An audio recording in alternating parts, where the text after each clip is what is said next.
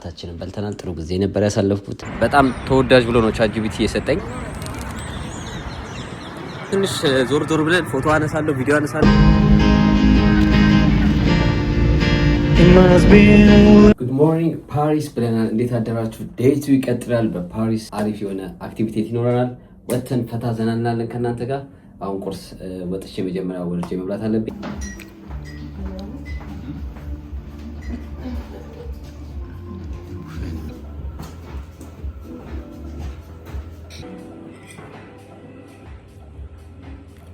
በብዛት ሆቴል ስትይዙ እናንተ ቁርስ ማብራችሁ ነው ቡክ የምታደርጉት ወይስ ውጪ ነው በብዛት የምትበሉት? እስቲ ኮሜንት ላይ አስቀምጡልኝ። እሱን ምን ተሳሳትኩ መሰላችሁ? ሻንጣ ይዣለሁ ግን ትልቅ ሻንጣ አይደለም ያዝኩት እና እኔ ለ3 ቀን ነው ለ4 ቀን ነው የምቆየው ብዬ የምትሳሳቱት ነገር አለ። ሁሌ ልብስ ይሄ ቦስት በቃ ይበዛል ምናምን ብላችሁ ታስባላችሁ፣ ግን እዚህ ከመጣችሁ በኋላ ነው የሚቆጫችሁ። ምን ተሳሳትኩ? አንድ ጃኬት ብቻ ነው ይዤ የመጣሁት። እንደምታዩት አንድ ጃኬት ይሄንን ብቻ ይዤ የመጣሁ፣ ሌላ መቀየር የለኝም። አሁን ለራት ግብዣ የሚሆን ለራት ልብስ ለውጪ ምናምን በቃ ቲሸርት ብቻ ነው ይዤ የመጣሁት እና አንድ ጃኬት ይሄንን እና ትናንት ይሄን አደረኩት። አሁን ዛሬም ደግሞ መድገም አስጠላኝና አንድ ሹራብ ሌላ ይዣለሁ። ሹራብ ነገር ግን ሌላው ቲሸርት ነው አብዛኛው ያዝኩት እና ሸሚዝ። ተሳሳትኩ ነው የምላችሁ። ሌላ ቀን ስትወጡ ማለት ነው ቢያንስ ሞር ልብስ ይዛችሁ ለመውጣት መሞከር ነው ትራቭል ስትወጡ።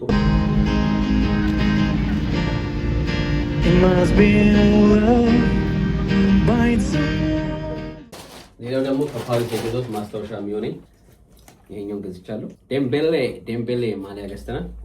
ፓሪስ ስመጣ ምን ይዤ ልሂድ ማስታወሻ ምናምን ብዬ ይሄኛውን ማስታወሻ ገዝቻለሁ። ሌላ አንድ ዋሌት ገዝቻለሁ። እንደምታዩት አረንጓዴ ናት፣ ታምራለች።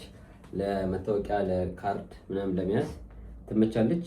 እንዳጋጣሚ ደግሞ ትሬንም ገዝቻለሁ፣ የትሬን ቲኬት።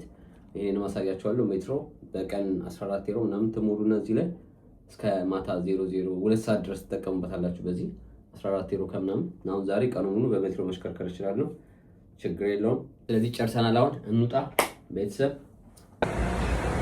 ሰላም ወተናል። እንግዲህ አሪፍ ፀሐይ አለ፣ ትንሽ ብርድ አለ። በጣም ፀሐይ አይደለም ግን ያው ብርድም አለ። አሁን ግን እንዳለ በፎቁ ተጠልሏል፣ ፀሐዩ ተጋርዷል በፎቆቹ። በአጠቃላይ ወደ ሲቲ እንሄዳለን በሜትሮ። እንግዲህ ያው ፈርቼ ጃኬት ታደርጊያለሁ። አሁንም ለምን ማታ ሊበርድ ስለሚችል ወደ ሆቴል ተመልሼ ላልመጣ ስለሚችል ዝም ብዬ ጃኬት ታደርጊያለሁ። በቲሸርት ቢሆን ደስ ይለኝ ነበር ግን ፈራው። በኋላ ደግሞ ለጃኬት ብዬ ደግሞ መመለስ ምናምን አንዴ ብርድ ከመታችሁ ደግሞ አደጋ ነው። ቅዳሜ ነው ዛሬ። በጣም ብዙ ይኖራል ብዬ አስባለሁ። ፈረንሳይ አንድ ትልቁ ችግር ምንድነው? ሚዲያ ላይ ስታይ ዋው ያምራል ትላላችሁ፣ ግን በአካል ሄዳችሁ ደግሞ ስታዩት ወረፋ እንዳይመስላችሁ። አንድ ነገር ለማየት ያው ለምሳሌ ሙዚየም ለመግባት ይሁን ነገር ለመግባት በቃ ትርምስ ነው ሰው ማለት ነው። ምግብ ለማዘዝ ተሰልፋችሁ ሰልፉ የትንዴት ይሄ ትንሽ አድካሚ ነው። አንድ ነገር ለማየት ሰዓታችሁን ይገልባችኋል። ለማንኛውም ሲቲ ቱር እያደረግን እዛ ድረስ እንደርሳለን። እኔ ደግሞ የኔ ፍሎግ የምሰራቸው ቪዲዮዎች ማለት ነው የምፈልጋቸው ይሄ ታሪክ ምናምን ይሄ የኔ የሁሉም የራሱ አሰራር አለ አይደል? እኔ የምሰራው እንዴት ነው ደስ የሚለኝም ሞር በቪዲዮ ለመቅረጽ በቪዲዮ የሆነ ሲኒማቲክ ነገሮች ምናምን ነው ደስ የሚሉኝ። ሞር ካሜራ ቪው ሲቲ ቪው ምናምን ነው የሚመቸኝና ከማውራት ይልቅ አሁን ይሄ ታሪክ ምናምን ሳይሆን የማወራው ይሄ ህንጻ እንደዚህ ዓመተ ምህረት ተመሰረተ፣ ይሄኛው እንደዚህ ሆነ ምናምን እንደዚህ አይደለም የኔ የዩቲዩብ ቻናል ቪዲዮን የምፈልገውና እኔ የተመቸኝ ነገር ለእናንተ እያሳያችሁ እናንተም የሁሉም ሰው ስለሚለያይ የኔ አይነት ደግሞ ቫይብ ያላችሁ እንደኔ ማየት የምፈልጉ ሰዎች ልኖሩ ስለምችሉ ያው ሰው የሚሰራውን ነው የምታዩት። ስለዚህ ከተመቻችሁ የኔ ስታይል ቀጥሉ በላይክ። የኔ ስታይል ከተመቻችሁ በላይክ ምናምን አሳውቁኝ። እኔ ሞር ይሄ ዲቴል ስለ ሂስቶሪ ማብራራት ምናምን አይደለም ቪዲዮ የኔ ኮንተንቴ። እሄዳለሁ ላይፍ ስታይል ነው የምሞክረውን ነገር ቀርጻለሁ ምናምን።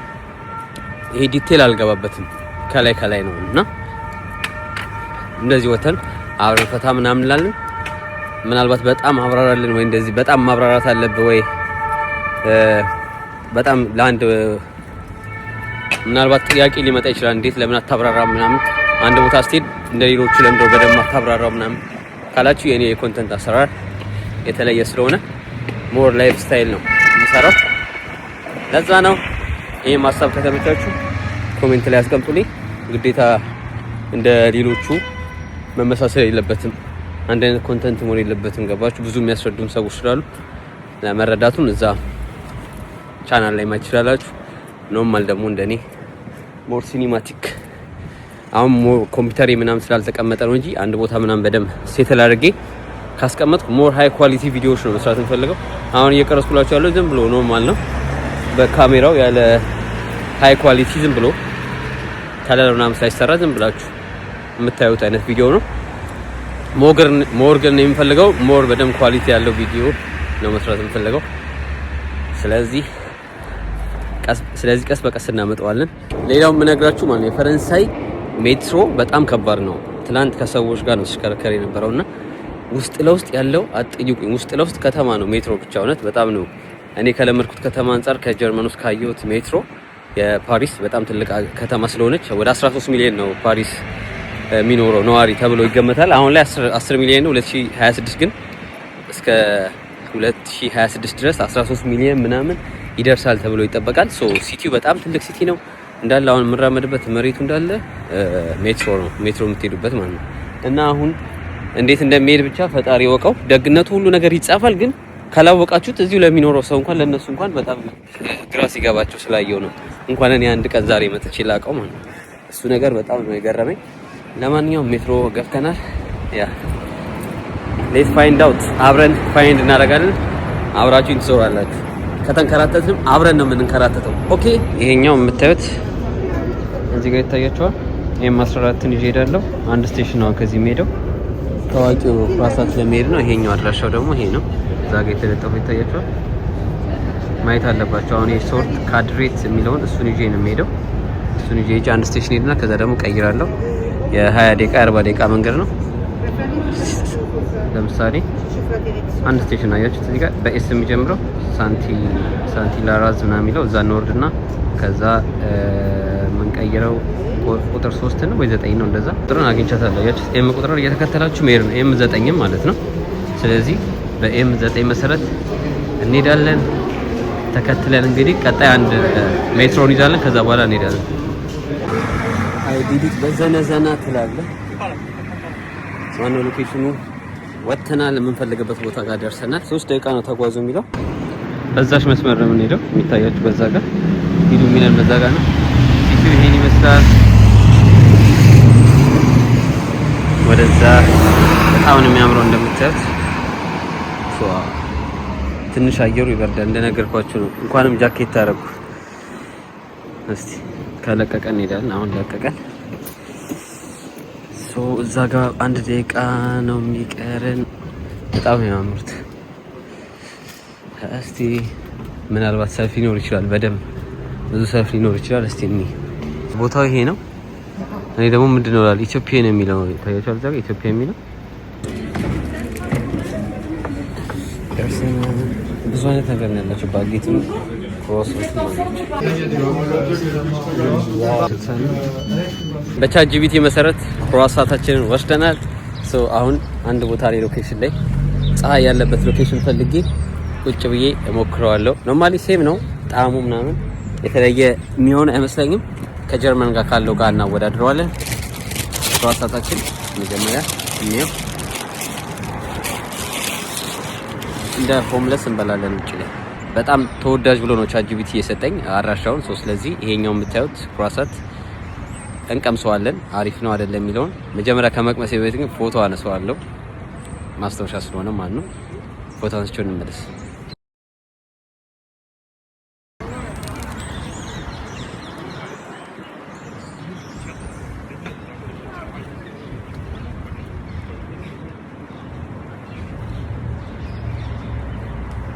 ዋው ዳፍታ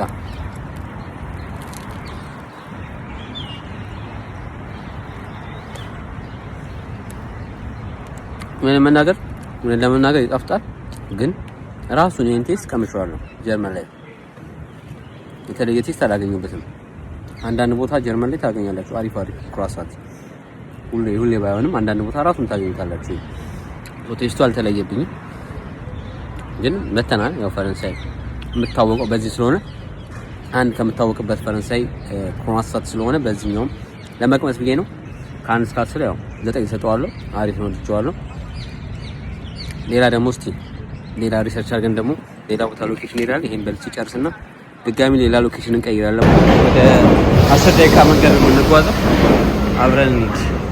ታዋቂ ቦታ ደርሻለሁ። በጣም ታዋቂ ፓሪስ ውስጥ ታዋቂ የሚባል ቦታ። ፈረንሳይኛ የምትችሉ ሰዎች ታርሙኛላችሁ። ትክክል ያነበብኩት አይደለም የሚለው ንገሩኝ። ፕሌስ ዴ ላ ኮንኮርድ ዴ ላ ኮንኮርድ ነው ያለነው። እንደምታዩት ዴ ላ ኮንኮርድ ታዋቂው ቦታ ነው። እዛ ጋር ይታያችኋል። እንደ አክሱም ሐውልት የሚመስለው ከኢጅፕት የመጣ ታሪኩ እንደዛ ነው። የዛሬ 3000 ዓመት ምናምን ከኢጅፕት ነው ተጭኖ የመጣው ወደ ፓሪስ ራሱ የመጣው ከሌላ ከተማ ላይ ነውና በጣም ታሪክና በጣም ታዋቂ ቦታ ነው። ፓሪስ ላይ በጣም የሚታወቅ ቦታ ነው። ወደዛ ጋር እንሄዳለን እና ትልቁ ፓርክም ደግሞ እዚህ ጋር ነው። ትልቁ ፓርክ ይሄ ደግሞ ፍርድ ቤቱ መሰለኝ፣ የትልቁ ፍርድ ቤት መሰለኝ ይሄኛው ካልተሳሳትኩ። ለማንኛውም የቱ ጋር ነው መሻገሪያ ፈልገን መሻገር፣ እዛ ጋር መሻገሪያ አለ። ስለዚህ ደግሞ ትንሽ ዞር ዞር ብለን ፎቶ አነሳለሁ፣ ቪዲዮ አነሳለሁ። It must be love by someone now. It must be good, but I lost it somehow. It must be love by someone now. From the moment we touch till the time around now. It must be love. ቦታው እንዴት አባቱ እንደሚያምር አጠይቁኝ። በስማም ፀሐዩ ከፀሐዩ ጋር ደግሞ ያበደ ቪው ነው ያለው። ይኸውላችሁ በጣም ትልቅ ነው። ሬቮሉሽን የተካሄደበት የዛሬ በ18ኛው ክፍለ ዘመን በ19ኛው ክፍለ ዘመን የነበረ ቦታ ነው። የአክሱም አሁን ትልቁ ሐውልቱ ምንም ሌላ አይነት ቅጣይ ሳይኖረው ከአንድ ድንጋይ ፈልፍለው የሰሩት። ይሄኛውም ልክ እንደዛ ነው የተሰራው። ላሳያችሁ ሙሉን ቪዲዮም ስለማስገባላችሁ ይሄኛው አጠገብ የምትከታተለ ይሄ ከኢጅፕት ነው የመጣ። አስቡት 200 ቶን ነው ደግሞ ኪሎ 200 ቶን ማለት በጣም ከባድ ነው። እዚህ ፓሪስ ውስጥ ካሉት በጣም ታዋቂ አደባባዮች አንዱ በሆነው ፕላዛ ዴላ ኮንኮርድ ውስጥ ቆሜያለሁ። ዛሬ ሁሉም ነገር ሰላማዊ ነው ይመስላል፣ ግን ቦታው በጣም አስደናቂ ታሪክ አለው። ቦታውም ሲገነባ በ18ኛው ክፍለ ዘመን ሲሆን መጀመሪያ ላይ በፈረንሳይ ንጉስ ስም የተሰየመው ቦታ ሉዊስ 15ኛ ተብሎ ይጠራ ነበር። ነገር ግን በፈረንሳውያን አብዮት ወቅት የግድያ ቦታ ሆነ። ሌላው ደግሞ በዚህ አካባቢ ንጉስ ሉዊስ እና ንግስት ማሪ አንቶኔት የምትባል ንግስት በዚህ አካባቢ ተገለው ነበር እና በዛ ወቅት ንጉሶች ተገለዋል፣ ህዝቡ አልቋል። በጣም ጦርነት በነበረበት ሰዓት በጣም ብዙ ህዝባቸውን ስላጡ ያንንም በማስመልከት ፕላዛውን ኮንኮርድ ተብሎ የተሰየመው። የኮንኮርድ ማለት ስምምነት ማለት ነው በፈረንሳይ፣ በአማርኛ ደግሞ ስተረጉመው ስምምነት ማለት ነው። ስምምነት ስለወሰኑ በዛ ወቅት ይህንን ሐውልት አቁመው የእነሱን ሰላም ስምምነታቸውን የሚገልጽ መስዋዕትነት የተደረጉትን እነሱን ለማሰብ ይህን ቦታ በኮንኮርድ ብለው ሰይመውታል። እዚህም ላይ በጣም አስደናቂው ሐውልት መሀል ላይ ያለው ትልቅ ሐውልት ነው። ይህ የግብፅ ሐውልት ከ3000 ዓመታት በላይ እድሜ ያለው ሲሆን በ19ኛው ክፍለ ዘመን ሉክሶር ወደ ፓሪስ የመጣ ነው። ሙሉ በሙሉ በአንድ ድንጋይ የተቀረጸ ሲሆን ከ200 ቶን በላይ ይመዝናል። ስለዚህ አብዮት ቦታ እስከ የሰላም ምልክት የፕሌስ ዴላ ኮንኮርድ ታሪክ ነው።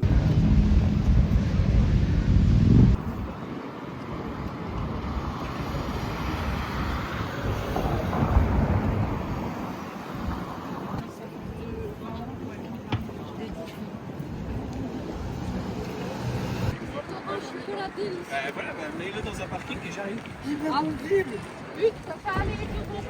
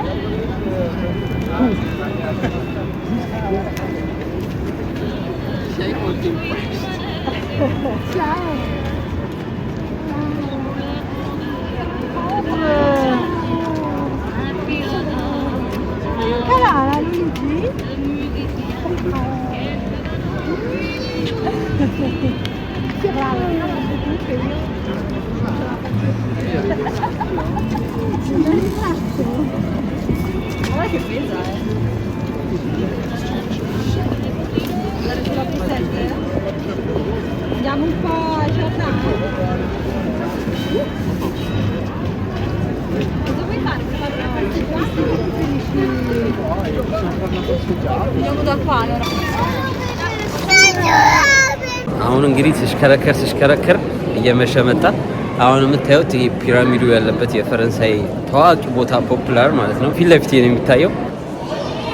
ሬዲ ናችሁ? አሁን በፊት ለፊት ላይ የምታዩት በጣም ከሚታወቁት ህንጻዎች አንዱ የሉቨር ፒራሚድ ነው። ነገር ግን ብዙዎች የማያውቁት ነገር በ1989 ሲገነባ ብዙ የፓሪስ ነዋሪዎች ይቃወሙት እንደነበር ነው። ሉቨር ራሱ የመጀመሪያ ላይ ሙዚየም አልነበር፣ መካከለኛ ዘመን ምሽግ ነበር። በኋላም የፈረንሳውያን ነገስታት የሚኖሩበት የንጉሳዊ ቤተ መንግስት ሆነ እስከ ፈረንሳይ አብዮት ድረስ። ከዚያ በኋላ ሉቨር የህዝብ ሙዚየም ሆነ። ከዘመናት በኋላም ፈረንሳይ የሙዚየሙ መግቢያ ዘመናዊ ለማድረግ ፈለገች። በወቅቱም ፈረንሳይ መግቢያውን ለማደስ የአሜሪካና የቻይና አርክቴክቸሮችን በማዘዝ የመግቢያ አዳራሹን እንዲነድፍ አዘዙ። ብዙ ሰዎች ዘመናዊ የመስታወት መዋቅር ለዚህ ቤተ መንግስት እንደማይሆን አስበው ነበር። ግን ይሄ ፒራሚድ ቤተ መንግስት የድሮና የዛሬው የዘመናዊ የፓሪስ ምልክት ነው።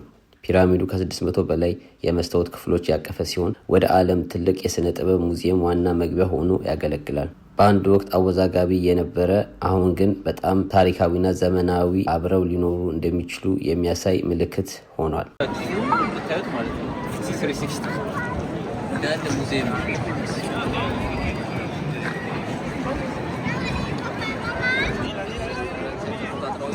ሌላው ደግሞ ማለት ነው ሞናሊዛ ራሱ እዚህ ነው ያለችው ፎቶዋ ማለት ነው።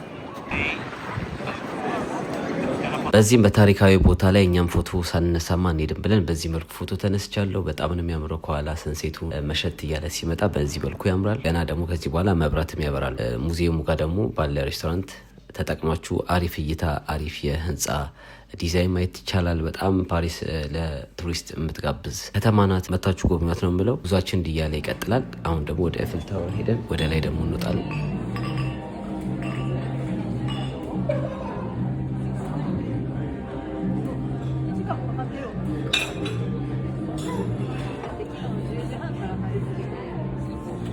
ይሄ ቤት ማለት ነው አሁን ያለንበት ቤት ምን ያህል ውድ እንደሆነ ማለት አንድ ምግብ 200 ዩሮ ምናምን፣ ትንሹ 50 ዩሮ፣ እሱንም ስታርተር ሊያነቃቃችሁ ቅምሻ ለምቀምሱት 50 ዩሮ ምናምን ነውና በጣም ውድ ቤት ነው። እኔ ግን ቮድካ ዝም ብያዛስኩ። ቮድካው 10 ብር ነው ምናምን ነው። ኬክ ትንሹ ኬክ ማለት ነው ወደ 20 ብር ነው። ትንሽ ኬክ ማለት ነው።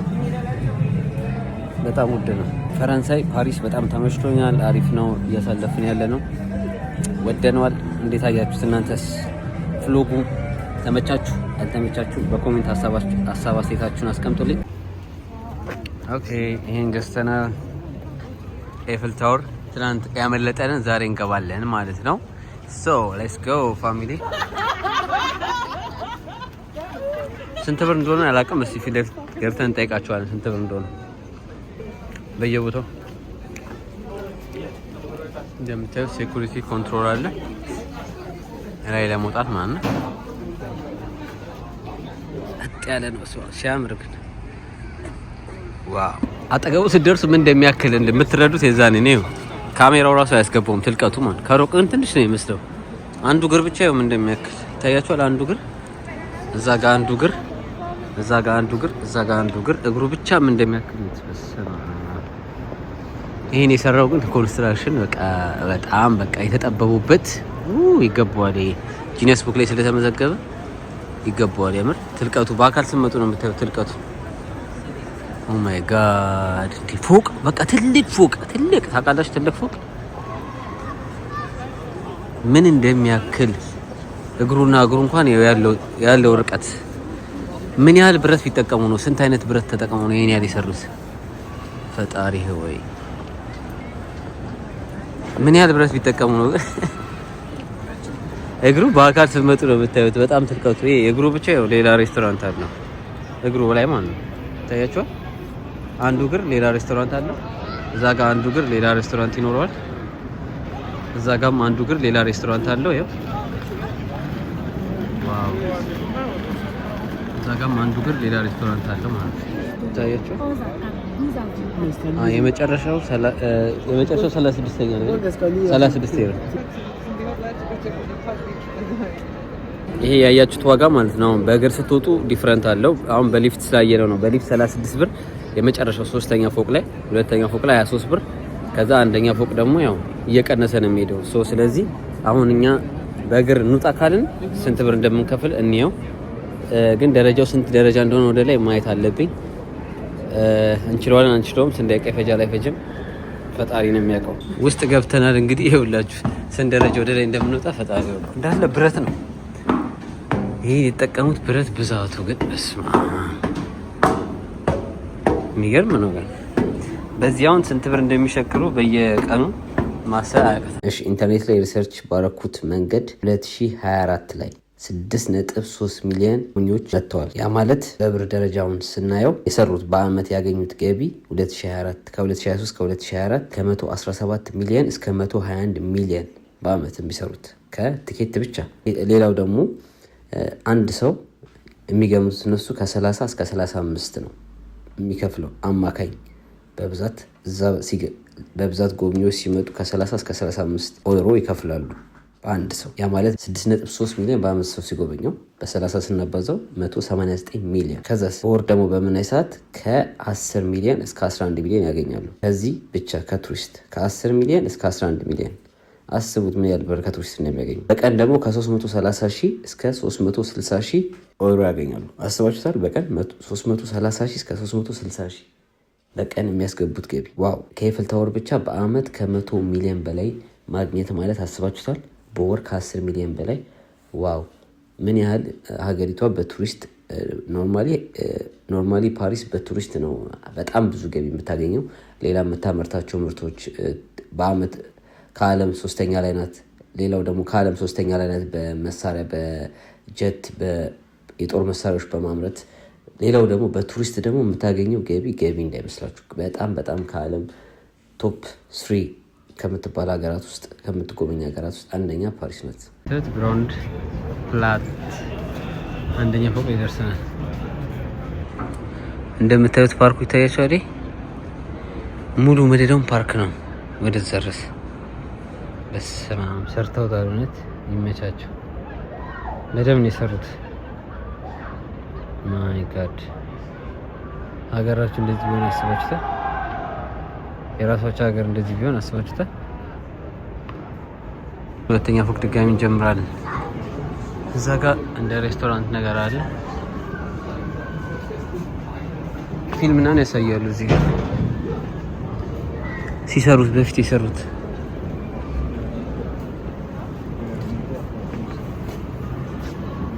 ሲሰራ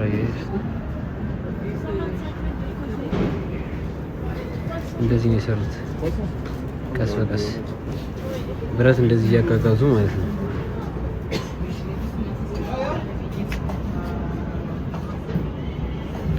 ስንት ቀን እንደፈጀ ይታያቸዋል። እዛ ጋር ይቆጥራል። ስንት ቀን እንደፈጀ ነው ይቆጥራል። 2 months 5 days ኦኬ 2 አመት ከ2 ወር ከ5 ቀን የፈጀው ነው።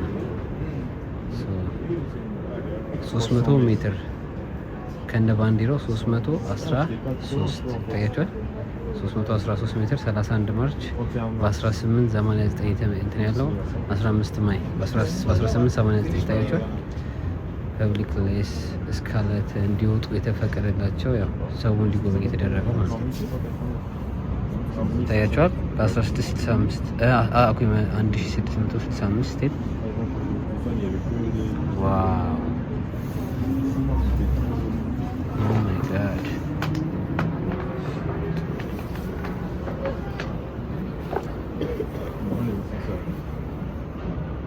ታያቸው እንዴት እንደጨረሱት። ሁለተኛ ፎቅ ላይ 160 ሜትር፣ ሶስተኛ ፎቅ ላይ ከ2 እስከ 3 ኦኬ ከ2 እስከ 3 ያለው 160 ሜትር ነው። አሁን እንኳን እዚህ ጋር ስክሪን ላይ ያየነው ትንሽ እውቀት አግኝተናል። 300 ሜትር ነው ወደ ላይ 311 ሜትር ነው። ከዛ የሰሩበት 2 አመት ከ2 ወር ከ5 ቀን በ2 አመት ውስጥ ከ2 ወር ከ5 ቀን የጨረሱት በጣም አሪፍ የሆነ እንትን ነው። ታሪኩ ደስ ይላል። ስንት ሺህ ህዝብ እንደታተመበት ደግሞ ማሰብ መገመት አያቅትም በሰዓቱ። ግን በ2 አመት ውስጥ አሪፍ ነው የጨረሱት። ይሄ ሁሉ ብረት ተገጣጥሞ በ2 አመት ማለቅ ማለት ላይክ ኢትስ አሜዚንግ። በ2 አመት ይሄ ሁሉ ብረት ተገጣጥሞ መጨረሳቸው ሪሊ አሜዚንግ። ሁለተኛ ደረሰን። እንደምን እንዴት አባቱ እንደሚያምር መብራቱ ምናምን እንደምታዩት እንዳለ ነው የሚያምር። ይታያችኋል። ሊፍቱ እዛ ጋር ነው። ይኸውላችሁ ገና ይቀረናል። ሶስተኛ ደግሞ ወደ ላይ የምንወጣው በአንድ ሊፍት ነው ማለት ነው። እስከ ሁለተኛ ድረስ በእግራችን ወጥተናል። እዛ ጋር ሰልፍ ይታያችኋል። እዛ ጋር ሰልፍ አለ። በዚህ ጋር ነው እንደዚህ እንደምታዩት።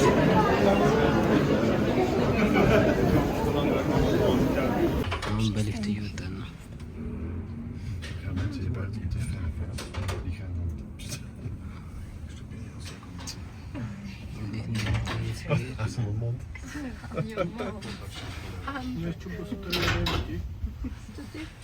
መቀነፍሳችሁን ማጣት ከፈለጋችሁ እዚህ ነው። በሊፍት ራሱ ሩቅ ነው። በስመ አብ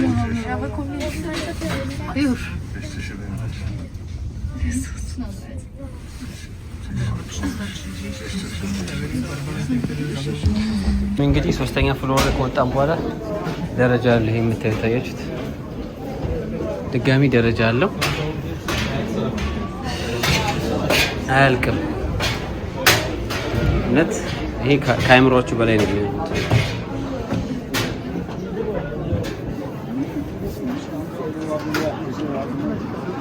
በስመ አብ ወልድ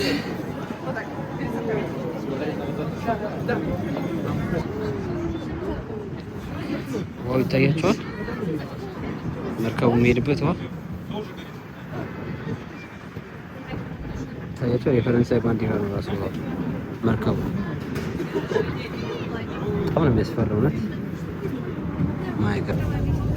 እዚህ ፊት ለፊት ላይ የምታዩቸው ሰዎች ብዙ ሰዎች ጉስታቭ ኤፍል ግንቡን ብቻውን እንደገነባው ያስቡ ነበር። ግን በዓለም ታዋቂ በሆኑ መዋቅር ውስጥ በርካታ መሐንዲሶች ነበሩ። ለምሳሌ ጥቁር ሱፍ ያደረገው የፕሮጀክቱ ስራ ፈጣሪና ኃላፊ ነው። ነገር ግን ትክክለኛውን የቴክኒክ ሀሳብ የመጣው ከኢንጂነሮቹ ሞሪስ ኮችሊን እና ኤሚሊ ኑጉየር ነው። ሁለቱ የምናያቸው ሰዎች ማለት ናቸው። አንድነት በዓለም ላይ ካሉ በጣም ታዋቂ መዋቅሮች አንዱን ኤፍል ታወርን ፈጠሩ።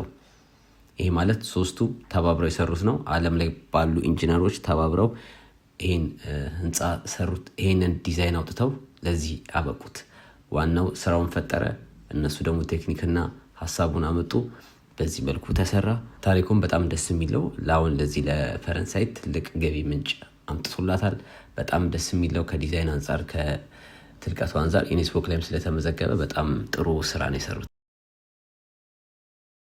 አሁን እዚህ ጋር የምታዩት ባንዲራዎች ምናምን ኢትዮጵያ ባንዲራ ያውላችሁ እዚህ ጋር የኢትዮጵያ ባንዲራ የሁሉም ባንዲራ አለ። ከዚህ ርቀቱ ማለት ነው የኢትዮጵያ የምታዩት እዚህ ጋር ማለት ነው 100 ሜትር የአፍሪካ ህብረት አለ አይደል? አፍሪካ ኤዩ ዩኒየን በዛ ሰዓት እነሱ ሲመዘግቡት ይሄንን 100 ሜትር ተመዝግቦላታል። ኖርማል የንግድ ባንክ 200 ምናምን ሜትር መሰለኝ። ኮሜንት ላይ አስቀምጡልኝ ኤግዛክትሊ 200 ሜትር ይሆናል። ለምሳሌ ካርቱም 118.61 ታወር አላት ካርቱም ማለት ነው። እዚህ ጋር ስዊዘርላንድ፣ ኤርትራ እዚህ ጋር የላትም። ስዊዘርላንድ ግን ኢጂፕት 143 ሜትር አላት። ስዊዘርላንድም አላት። ይሄኛው ታዋቂ ታወር ነው። ሶ እነሱ የመሰገቡት እነዚህ ናቸው እንዳለ በየቦታው መድበውታል። እንግዲህ የመጨረሻ ፍሎር ላይ ነን። ከተማው መብራት በመብራት ነው።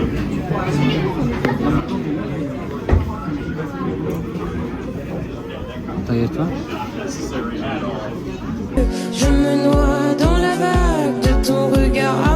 ይሄኛው የምታዩት ሁለተኛ ፎቅ ላይ ያለ ሱቅ መሸጫ ነው። እንዳለ የፓሪስ እንትኖች ናቸው። ይሄ ቸኮሌት ነው መሰለኝ። ቸኮሌት ነው የሚበላ ቸኮሌት።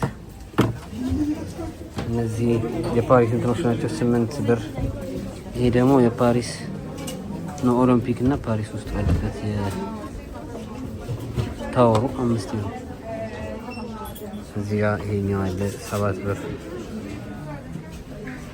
ያው ሁለተኛ ፎቅ ላይ ነው እቃው አለ። ይሄ ከፈለጋችሁ 20 ምናምን ብር። ኦኬ ይሄ በእንትኑ መክፈቻ የወይን መክፈቻ ያያችሁት የወይን መክፈቻ አለ። እነዚህ ደግሞ ውስኪ ናቸው መሰለኝ። እስቲ ይሄ ውስኪ ነው እንዴ? ምንድን ነው? ሽቶ ነው ውስኪ መሰለኝ። ውስኪ ነው ሽቶ ነው? የሚያምራል። ፓሪስ ይላል። ይሄኛው ኦሊቭ ኦይል ነው። መጠጥ መስሎኝ ነበር። መጠጥ አይደለም፣ ኦሊቭ ኦይል ዘይት።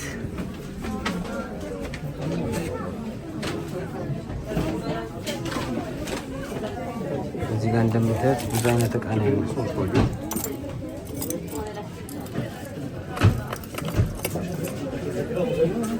ያምራል። ምን ማስታወሻ እንግዛ ሌላ የፓሪስ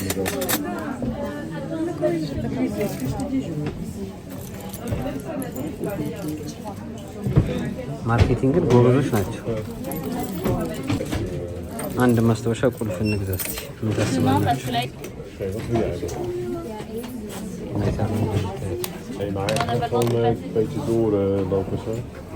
ይሄ ነገር ማለት ኦኬ፣ ለሴቶች ሜካፕ መቀቢያ መስታወት ነው።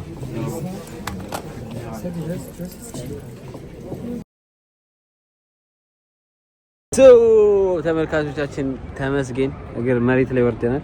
እንደምታዩት ስልኬ ዘግቶ አሁን ካሜራ ቀየርኩ። ወይኔ ልዩነቱ አይፎን 17 እና 15 ውይ ይሄው ዲፈረንቱ ነው። ያያችሁት እንዴት እንደሚያስጠላ። ደርሰናል፣ ታች ወርደናል። እራት እንበላለን። ኦኬ ከኮካችን እንጀምራለን። ዲዘርት ያው ዲዘርት ነው። ስታርተር እስቲ ዛሬ እንቁላል በእንቁላል የበላሁት። ሁላችሁንም ከልብ አመሰግናለሁ እስካሁን ድረስ ለተከታተላችሁኝ። ቪዲዮአችን በዚህ መልኩ እንቋጫለን። እራታችንን በልተናል። ጥሩ ጊዜ ነበር ያሳለፍኩት። እናንተንም ከልብ አመሰግናለሁ። ሀሳብ አስተያየታችሁን በኮሜንት አስቀምጡልኝ። ላይክ ማድረግ እንዳትረሱ። ነገ ደግሞ ፓርት 3 እንጠብቃለን። ይመቻችሁ።